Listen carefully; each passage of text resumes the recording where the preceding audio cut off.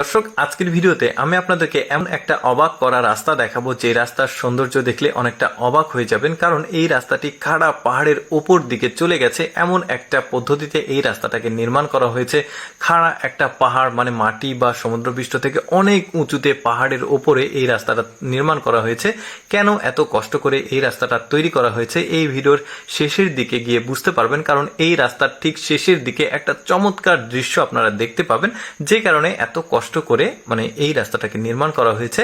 এখন বলতে পারেন কাদের জন্য এই রাস্তাটা নির্মাণ করা হয়েছে? এটা মূলত ট্যুরিস্টদের জন্য, মানে যারা ভ্রমণ পিপাসু মানুষ থাকে তাদের জন্য এই রাস্তাটাকে নির্মাণ করা হয়েছে। আর এই রাস্তাতে কিন্তু গাড়ি চলাচল করে না, এই রাস্তাতে শুধুমাত্র হেঁটে মানে অনেকটা উঁচুতে অনেকটা নিচুতে অনেক কষ্ট করে হেঁটে যেতে হয়। এই যে দেখতে পাচ্ছেন সিঁড়ির রাস্তা এটা।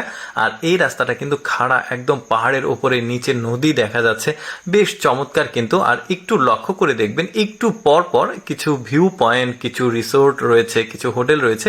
আর এই রাস্তাটার নাম হচ্ছে উশান 3 জর্জেস ড্রাগন রিজ, অর্থাৎ এটা হচ্ছে মানে চায়নাতে অবস্থিত উশান 3 জর্জেস ড্রাগন রিজ। ইন্টারনেটে খোঁজ করে দেখতে পারেন। এই রাস্তাটা বেশ চমৎকার কিন্তু, একদমই সমুদ্রপৃষ্ঠ বা মাটি থেকে অনেক উঁচুতে। এই যে দেখতে পাচ্ছেন একটু পরপর রেস্ট নেওয়ার জায়গা আছে, মানে কোনো ট্যুরিস্ট যদি এই রাস্তাতে হাঁটে তাহলে তো অনেকটা ক্লান্ত হয়ে যাবে, যেহেতু উঁচু নিচু অনেক কষ্ট করে হাঁটতে হয়। তো তখন এই যে কিছু কিছু রিসোর্ট রয়েছে, কিছু কিছু ভিউ পয়েন্ট রয়েছে, এখানে বসে রেস্ট নিতে পারবে, কেউ রাত্রি যাপন করলে এখানে থাকতে পারবে। বেশ চমৎকার। আর আধুনিক ম্যাক্সিমাম সুযোগ সুবিধাগুলো এখানে কিন্তু দেওয়া হয়েছে, সেটা একটু পরে গিয়ে আপনারা বুঝতে পারবেন। কারণ এখানে ইলেকট্রিসিটি, ইন্টারনেট সবকিছুর ব্যবস্থা আছে। যারা ভ্রমণ পিপাসু মানুষ, প্রাকৃতিক সৌন্দর্য দেখতে অনেক পছন্দ করে, তাদের জন্য এই রাস্তাটাকে নির্মাণ করা হয়েছে। আর এই পয়েন্টটাকে দেখুন, এখানে সরাসরি গাড়ি নিয়ে এসে আবার এখান থেকে যাওয়া যায়। মানে এখানে অর্ধেক রাস্তার অংশ যেটা, সেটা মানে যারা পুরো রাস্তাটি হাঁটতে পারবে না তারা ওই অর্ধেক অংশে আবার গাড়ি নিয়ে আসতে পারবে, তারপরে গাড়ি রেখে আবার এখান থেকে বাকি অর্ধেক রাস্তা হেঁটে যেতে পারবে। সিঁড়ি বেয়ে ওঠা কিন্তু এতটাও সহজ না।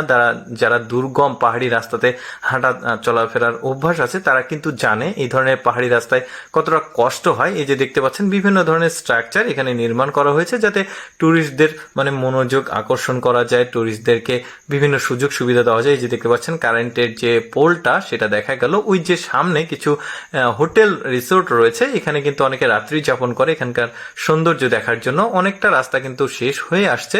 এই যে দেখতে পাচ্ছেন এখানে কিছু রিসোর্ট রয়েছে, যারা এখানে রাত্রি যাপন করতে চায়, প্রাকৃতিক সৌন্দর্যের রাত্রের ফিল নিতে চায়, তারা এখানে মানে হোটেল বুক দিতে পারে, রিসোর্ট বুক দিতে পারে। আর এইটাই হচ্ছে লাস্ট প্রান্ত। দেখুন এখান থেকে নদীর সৌন্দর্য, তারপরে একটা পাহাড়ি শহরের সৌন্দর্য, আশেপাশের যে প্রাকৃতিক সৌন্দর্য সেটা কিন্তু উপভোগ করতে পারে, যেটা এই মুহূর্তে আপনারা দেখতে পাচ্ছেন।